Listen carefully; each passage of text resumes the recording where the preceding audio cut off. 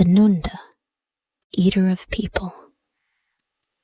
Once upon a time, there lived a sultan, king, who loved his garden dearly and planted it with trees and flowers and fruits from all parts of the world. He went to see them 3 times every day, first at 7 o'clock when he got up, then at 3, and lastly at 5:30. There was no plant and no vegetable which escaped his eye, but he lingered longest of all before his one date tree. Now the Sultan had 7 sons. 6 of them he was proud of, for they were strong and manly, but the youngest he disliked, for he spent all his time among the women of the house. The Sultan had talked to him, and he paid no heed. And he had beaten him, and he paid no heed. And he had tied him up, and he paid no heed, till at last his father grew tired of trying to make him change his ways, and let him alone. Time passed, and one day the Sultan, to his great joy, saw signs of fruit on his date tree, and he told his vizier, "My date tree is bearing." And he told the officers, "My date tree is bearing." And he told the judges, "My date tree is bearing." And he told all the rich men of the town. He waited patiently for some days till the dates were nearly ripe, and then he called his 6 sons and said, "One of you must watch the date tree till the dates are ripe, for if it is not watched, the slaves will steal them, and I shall not have any for another year." And the eldest son answered, "I will go, father." And he went. The first thing the youth did was to summon his slaves and bid them beat drums all night under the date tree, for he feared to fall asleep. So the slaves beat the drums, and the young man danced till 4 o'clock. And then it grew so cold he could dance no longer, and one of the slaves said to him, "It is getting light. The tree is safe. Lie down, master, and go to sleep." So he lay down and slept, and his slaves slept likewise. A few minutes went by, and a bird flew down from a neighboring thicket and ate all the dates without leaving a single one. And when the tree was stripped bare, the bird went as it had come. Soon after, one of the slaves woke up and looked for the dates, but there were no dates to see. Then he ran to the young man and shook him, saying, "Your father set you to watch the tree, and you have not watched, and the dates have all been eaten by a bird."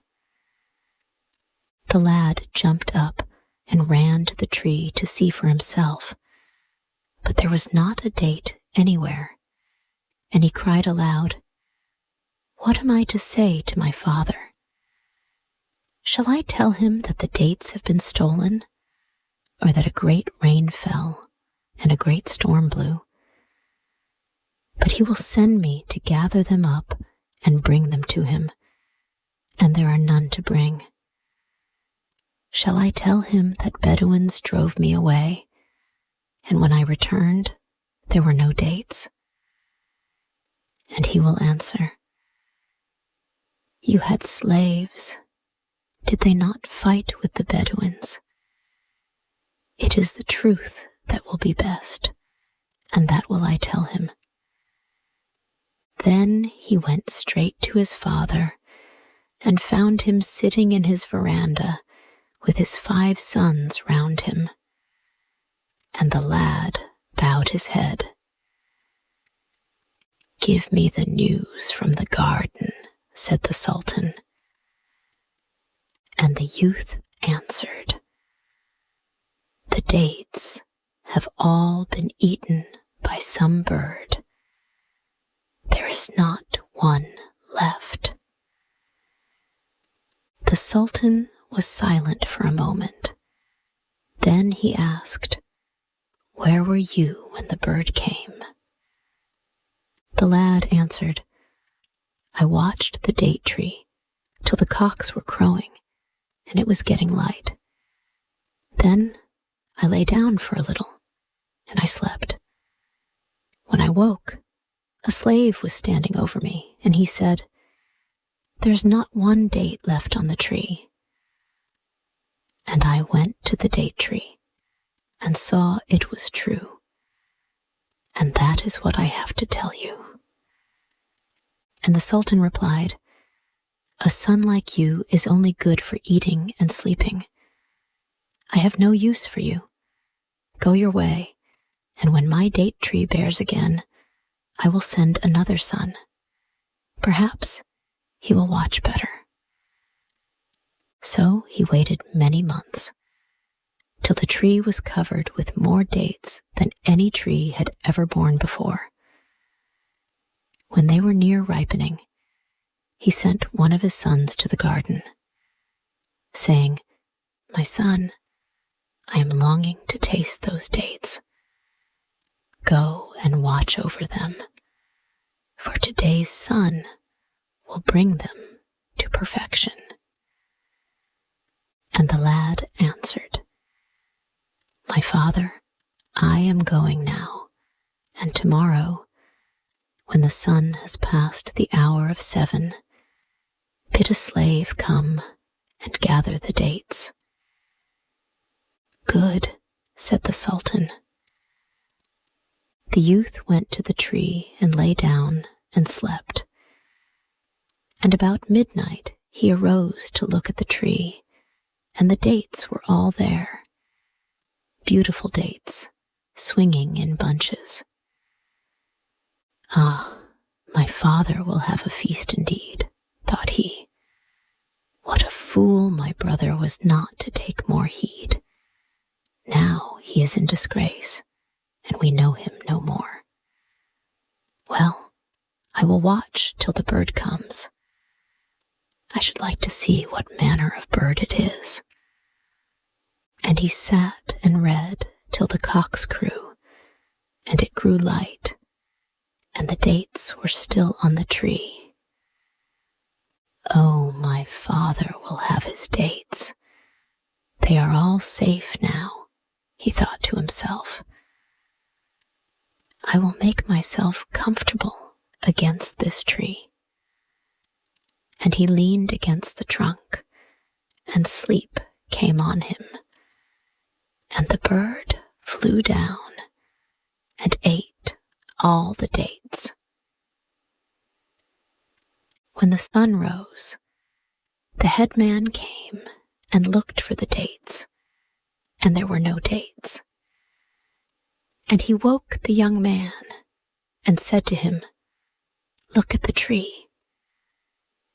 And the young man looked, and there were no dates, and his ears were stopped, and his legs trembled, and his tongue grew heavy at the thought of the Sultan. His slave became frightened as he looked at him, and asked, "My master, what is it?" He answered, "I have no pain anywhere, but I am ill everywhere. My whole body is well, and my whole body is sick. I fear my father. For did I not say to him, 'Tomorrow at 7 you shall taste the dates,' and he will drive me away, as he drove away my brother. I will go away myself before he sends me." Then he got up and took a road that led straight past the palace, But he had not walked many steps before he met a man carrying a large silver dish covered with a white cloth to cover the dates. And the young man said, "The dates are not ripe yet. You must return tomorrow." And the slave went with him to the palace, where the Sultan was sitting with his 4 sons. "Good greeting, master," said the youth. And the Sultan answered, "Have you seen the man I sent?" "I have, master, but the dates are not yet ripe." But the Sultan did not believe his words and said, "This 2nd year I have eaten no dates because of my sons. Go your ways. You are my son no longer." And the Sultan looked at the 4 sons that were left him and promised rich gifts to whichever of them would bring him the dates from the tree. But year by year passed, and he never got them. One son tried to keep himself awake with playing cards. Another mounted a horse and rode round and round the tree, while the 2 others, whom their father as a last hope sent together, lit bonfires. But whatever they did, the result was always the same. Towards dawn, they fell asleep, and the bird ate the dates on the tree. The 6th year had come, and the dates on the tree were thicker than ever. And the head man went to the palace and told the Sultan what he had seen. But the Sultan only shook his head and said sadly, "What is that to me?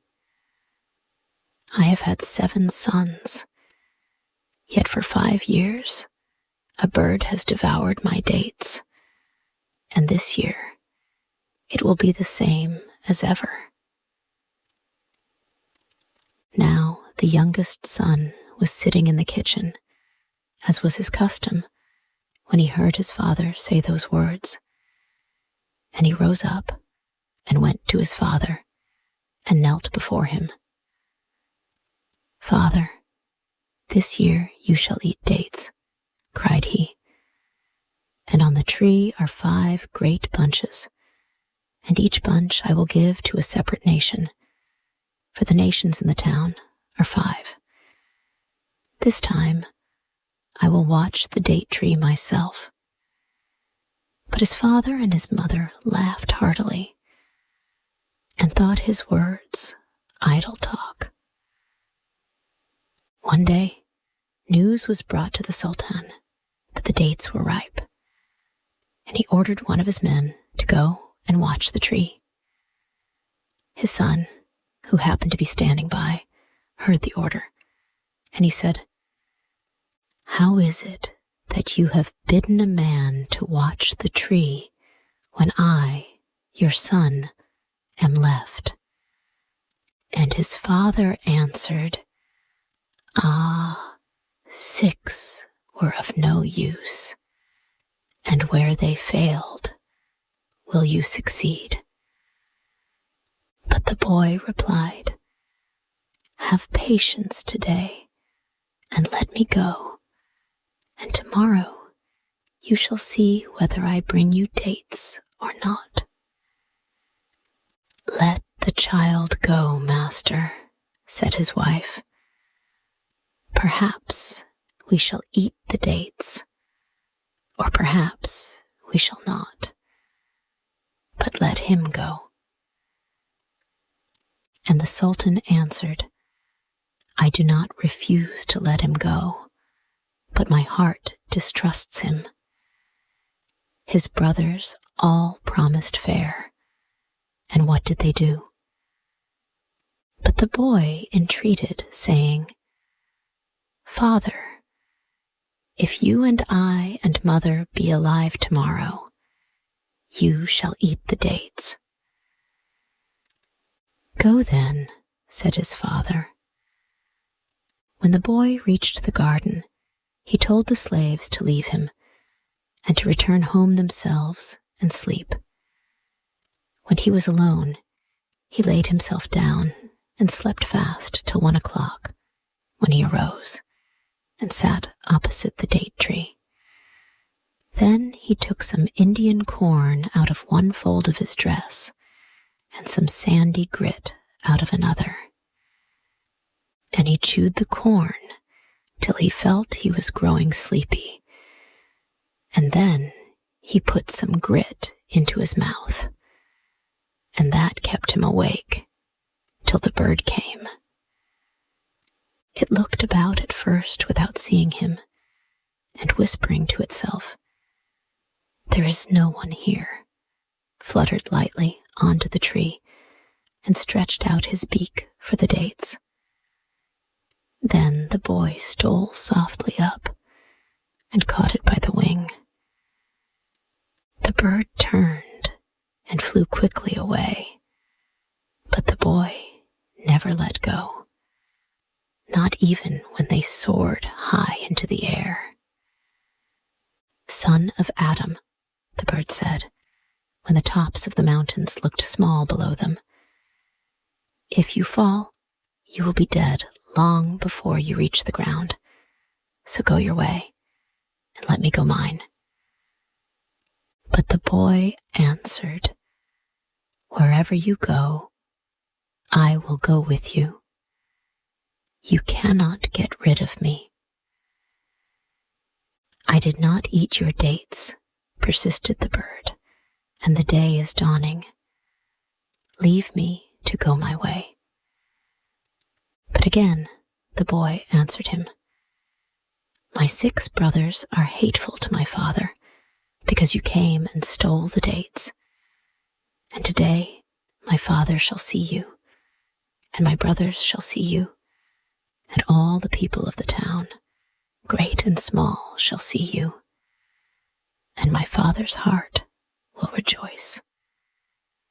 Well, if you will not leave me, I will throw you off," said the bird. So it flew up higher still, so high that the earth shone like one of the other stars. "How much of you will be left if you fall from here?" asked the bird. "If I die, I die," said the boy, "but I will not leave you." And the bird saw it was no use talking, and went down to the earth again. "Here you are at home, so let me go my way," it begged once more. "Or at least make a covenant with me." "What covenant?" said the boy. "Save me from the sun," replied the bird, "and I will save you from rain." "How can you do that? And how can I tell if I can trust you?" "Pull a feather from my tail and put it in the fire, and if you want me, I will come to you wherever I am." And the boy answered, "Well, I agree. Go your way.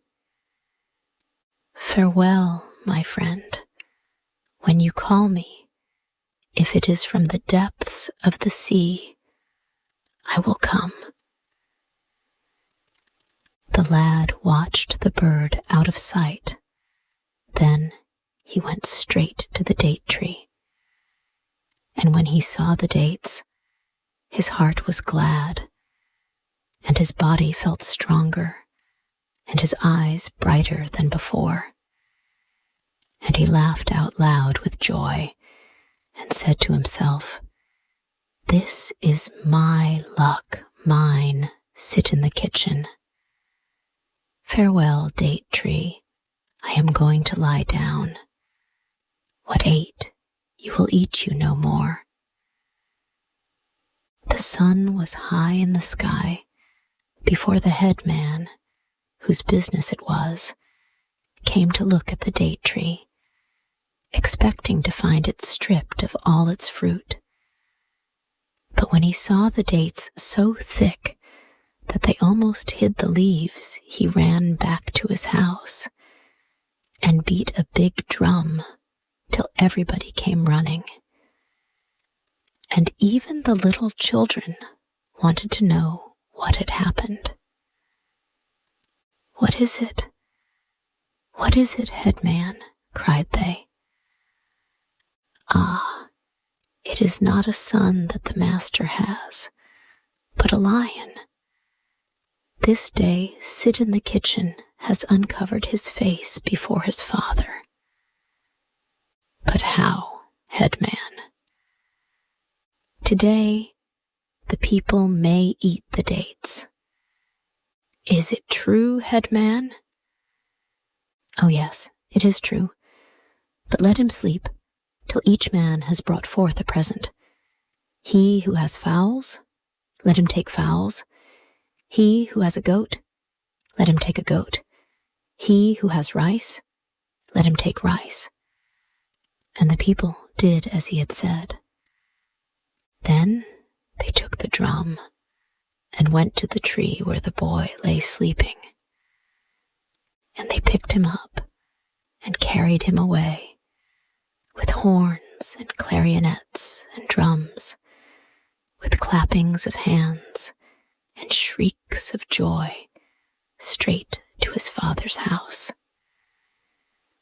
When his father heard the noise and saw the baskets made of green leaves, brimming over with dates, and his son borne high on the necks of slaves, his heart leaped, and he said to himself, "Today at last I shall eat dates." And he called his wife to see what her son had done, and ordered his soldiers to take the boy and bring him to his father. "What news, my son?" said he. "News? I have no news, except that if you will open your mouth, you shall see what dates taste like." And he plucked a date and put it into his father's mouth. "Ah, you are indeed my son," cried the Sultan. "You do not take after those fools, those good-for-nothings. But tell me, what did you do with the bird?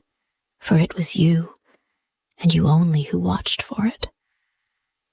"Yes, it was I who watched for it, and who saw it, and it will not come again, neither for its life, nor for your life, nor for the lives of your children.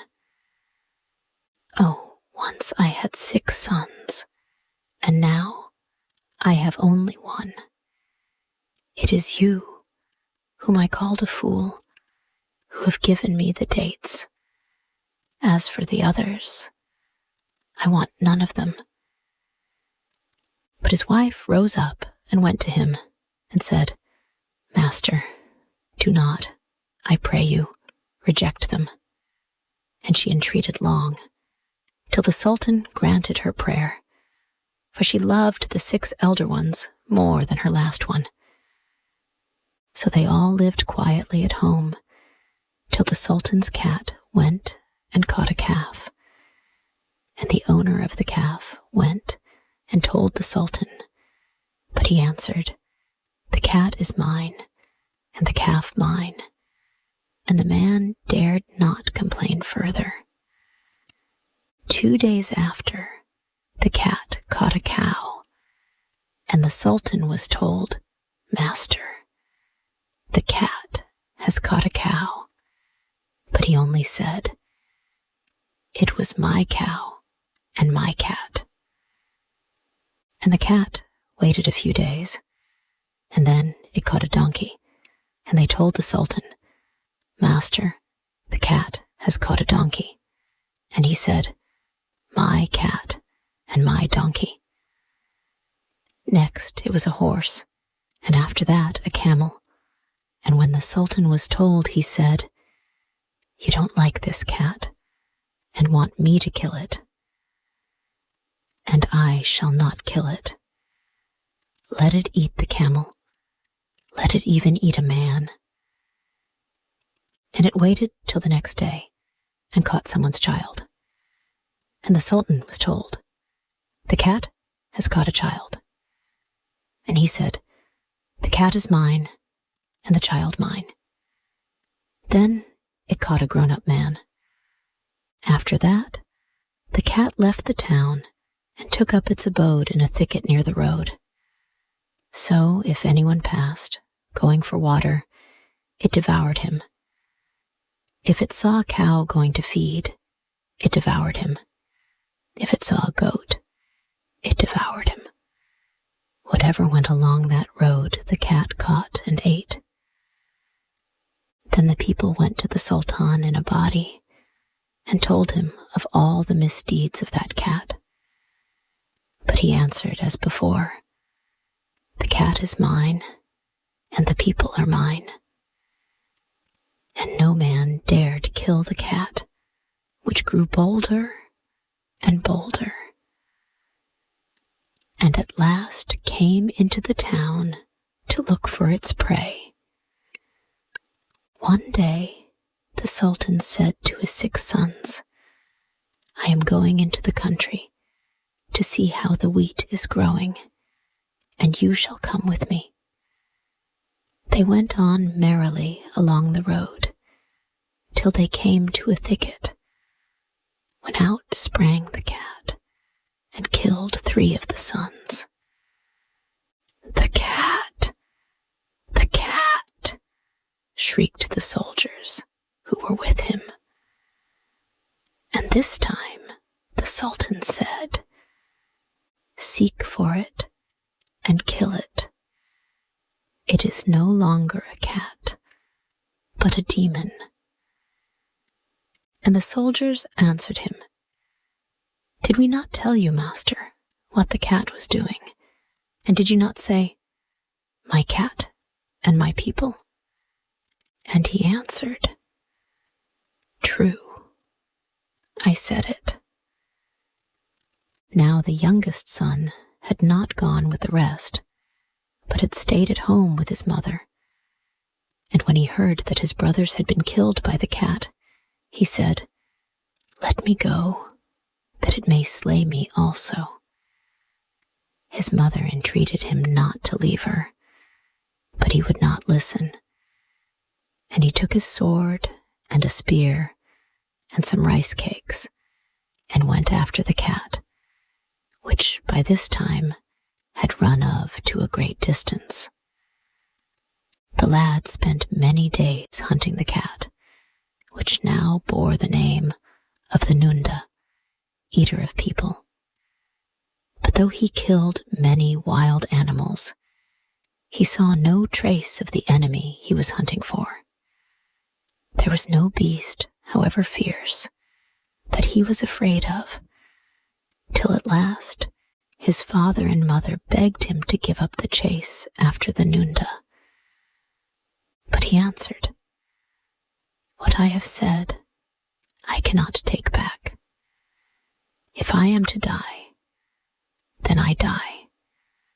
But every day I must go and seek for the Nunda."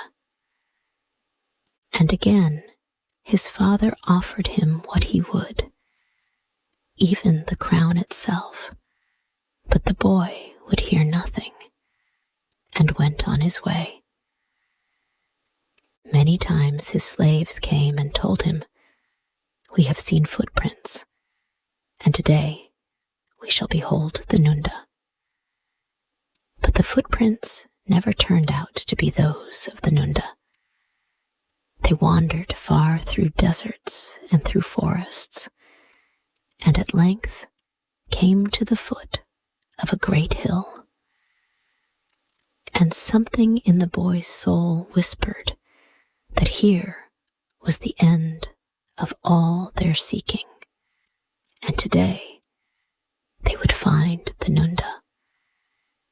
But before they began to climb the mountain, the boy ordered his slaves to cook some rice, and they rubbed the stick to make a fire. And when the fire was kindled, they cooked the rice and ate it. Then they began their climb.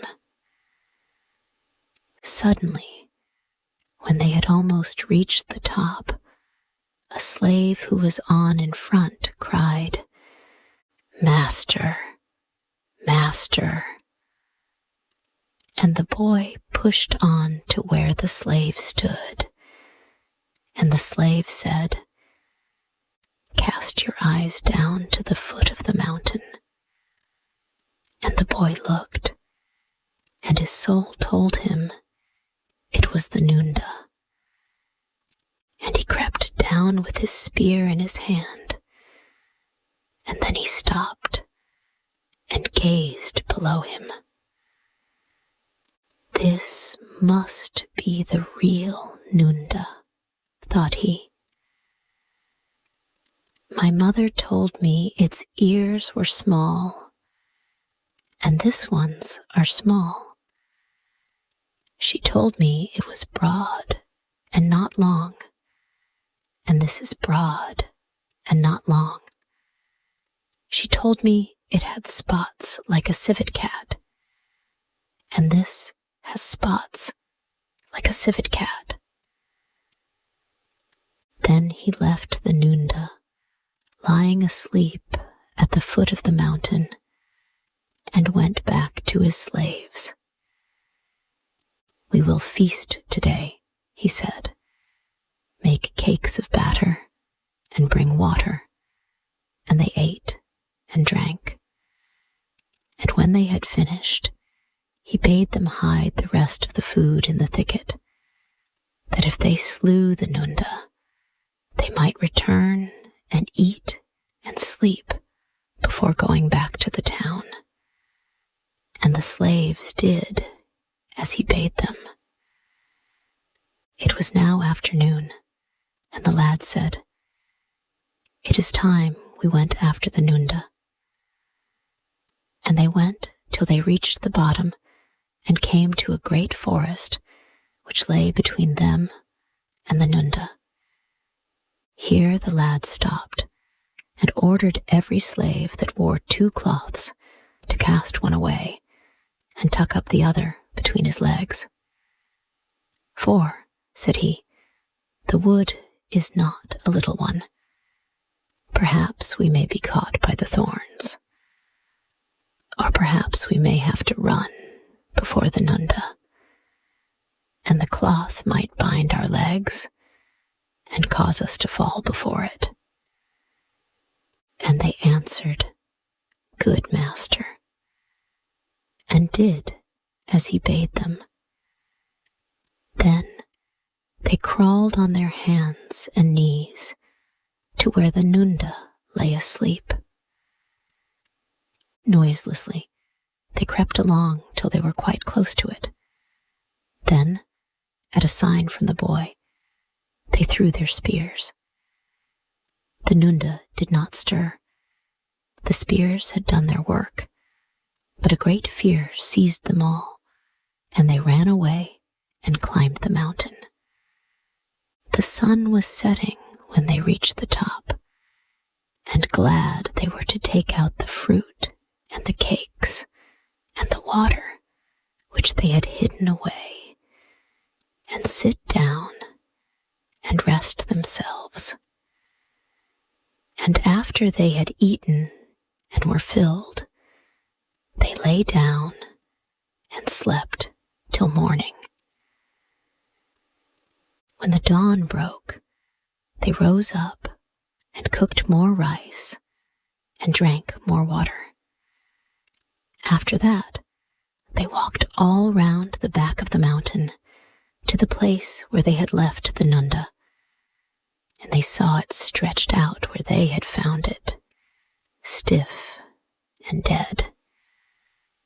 And they took it up and carried it back to the town, singing as they went, "He has killed the Nunda, the eater of people." And when his father heard the news, and that his son was come, and was bringing the Nunda with him, he felt that the man did not dwell on the earth, whose joy was greater than his. And the people bowed down to the boy, and gave him presents, and loved him, because he had delivered them from the bondage of fear, and had slain the Nunda.